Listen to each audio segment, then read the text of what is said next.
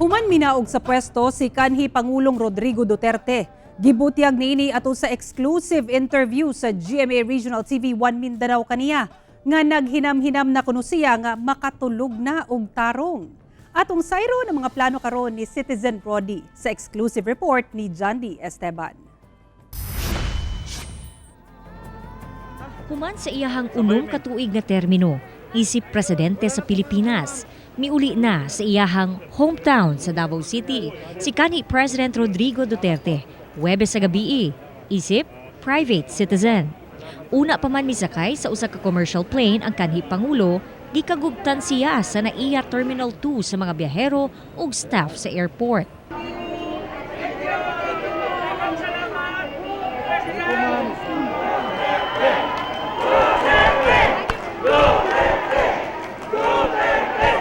Ang uban kahilakon pa, tungod na subo, sanglit natapos na ang termino ni Duterte ug muuli na sa Davao City. 6 years na pong panunungkulan. Lahat ginawa niya. Oo. Nakita namin yung sinseridad na pamumuno sa kanya. Opo. At Yan po. kahit Gano'n na siya, yung matanda na, pero andyan pa rin siya. andyan pa rin siya. Nagpapalakas siya para lang sa taong Saka bayan. nagbago talaga ang Pilipinas. Miagisab ang kanhi Pangulo sa mandatory security check sama sa ubang pasahero. Alas 5:10 sa hapon, dihang nakasakay siya sa eroplano. Nakuratan apan nalipay ang mga nakasabay niyang pasahero sa maong flight. Sulod sa eroplano, exclusive nga nagpa-interview si Senator Christopher Bongo sa GMA Regional TV 1 Mindanao nga dugay nang nakauban sa kanhi presidente sukad mayor pa kini sa Davao City hangtod sa natapos na ang ihang termino isip presidente. Ako pinalangga na ako si Presidente Digong ug kita ko nga gibuhat niya ang tanan para sa atong nasod. Una giubanan gyud ako siya up to the last day of his term, up to the last hour, up to the last minute sa iyang termino. Ako gyud siyang giubanan. Palangga na ako siya ug nalipay ko unsay gibuhat niya sa atong nasod. Alas 7 na sa gabi, dihang mitugpa sa runway sa Davao International Airport ang commercial plane. Usa ka water cannon salute ang gidalit alang sa kanhi Pangulo. Nagpa-exclusive interview sad sa GMA Regional TV 1 Mindanao si kanhi President Duterte. Matod niya, makatulog na daw siya og tarong karong human na ang iyahang termino isip presidente sa nasod. I'm happy to be back. At least this time,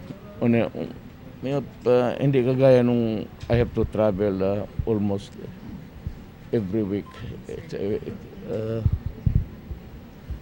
Siguro it contributed to my aging process actually.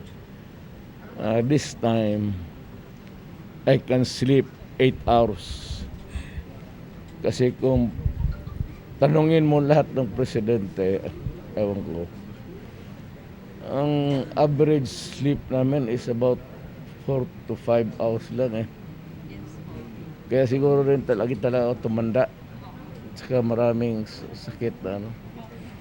This time, I feel relaxed and I can sleep the required hours. Ang una daw niya nga himuon sa syudad, magmotor. Kayo pa po. Kayo pa po. Sa awa ng Diyos. Alright. Saan po kayo magmomotor? Particularly in Davao City lang? Well, I will maybe initially mag-ikot-ikot lang muna ako sa gabi. Ang usa daw sa mga meaningful nga parte isip Pangulo, mao makita nga nalipay ug nakauyon ang mga Pilipino sa mga nahimo niya alang sa nasod. Well, it's the satisfaction, the sense of fulfillment when you want to do something at you order it done na tama, and you feel that you can almost sense the response of the citizens that they are happy with your decision. Nang hinaot usab siya nga mapadayon sa administrasyon ni Presidente Ferdinand Bongbong Marcos Jr. ang ilahang mga programa o proyekto, labi na sa kampanya kontra droga.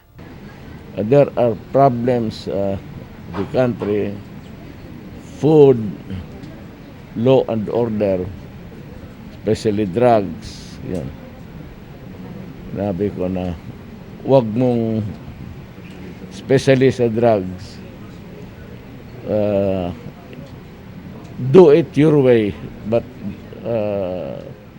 maintain the momentum. Because otherwise, medyo delikado itong droga.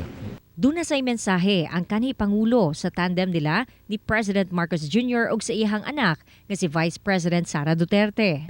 I hope that they can work together. They are not out there to compete with each other, but the Filipino people expect them to work together to produce a better Philippines than yesterday. So ako, I hope that it would be tomorrow under Marcos would be better than what I have done for the country. Bisan private citizen na siya, nagpasalig si Digong nga magpadayon ang iyang pagserbisyo ug pagtabang sa katawhan. Kauban si Mel Colmenares sa kamera. Ako si John D. Esteban para sa One Mindanao.